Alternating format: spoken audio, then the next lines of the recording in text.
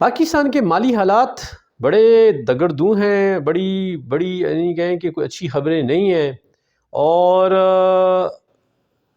مطلب ان 8 مہینوں میں جو ہوا وہ اگر آپ کو ابھی تک سمجھ نہیں آیا، چاہے دیکھیں آپ کا تعلق، چاہے آپ پولیٹیکلی کسی بھی جماعت سے تعلق رکھتے ہوں، پی ٹی آئی سے ہو، جو آپ جمعیت علماء اسلام سے تعلق رکھتے ہوں، مسلم لیگ نواز سے ہو یا پیپلز پارٹی سے ہو، آپ تھوڑی دیر کے لیے وابستگی کو سائڈ پہ رکھیں اور ریشنل ہو کے سوچیں تو پاکستان میں پچھلے 8 مہینے میں جو ہونے والی تبدیلی ہے یہ کس بھاؤ پڑی، تو یہ سوچنا بھی مطلب محال ہے، اس کی انٹینسٹی کو انڈرسٹینڈ کرنا بھی مشکل ہے کہ یہ عمران خان صاحب کہتے ہیں کہ وہ قوم کو آزادی دلانے نکلے ہیں، اللہ کرے قوم کو آزادی ملے، لیکن کس بھاؤ ملے گی یا کس بھاؤ مل رہی ہے۔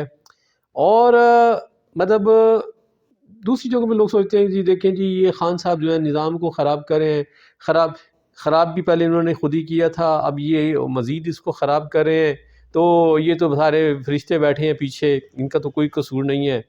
تو ان کا بھی بہرحال اتنا ہی قصور ہے جتنا خان صاحب کا قصور ہے، کیونکہ اگر ان سے نہیں سنبھل رہا تو یہ 8 مہینے سے کیوں بیٹھے ہیں؟ کیونکہ ہر گزرتے دن کے ساتھ پاکستان کے معاشی حالات بگڑ رہے ہیں، اور اگر آپ مجھ سے ون لائنر پوچھیں کہ پاکستان کے معاشی حالات کی بنیادی وجہ کیا ہے، تو میرا آپ کو ایک لائن کا جواب یہ ہے، سیاسی عدم استحکام۔ پھر ہم کہہ سکتے ہیں کہ جی خان صاحب تو کلپریٹ ہیں جو کہ اس ملک میں سیاسی عدم استحکام پھیلا رہے ہیں۔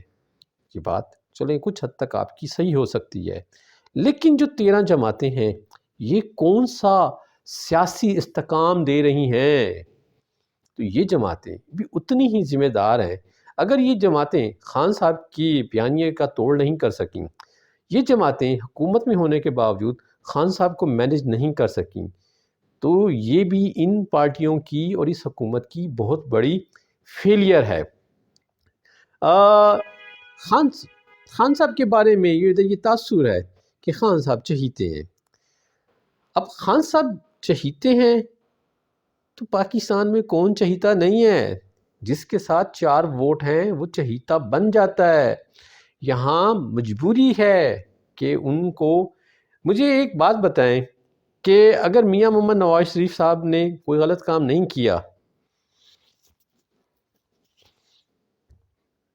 تو پھر غلط کام کس نے کیا ہے؟ اگر آصف علی زرداری صاحب کسی قسم کی میل پریکٹس میں انوالو نہیں ہے تو پھر کون میل پریکٹس کرتا رہا ہے، آپ اور میں؟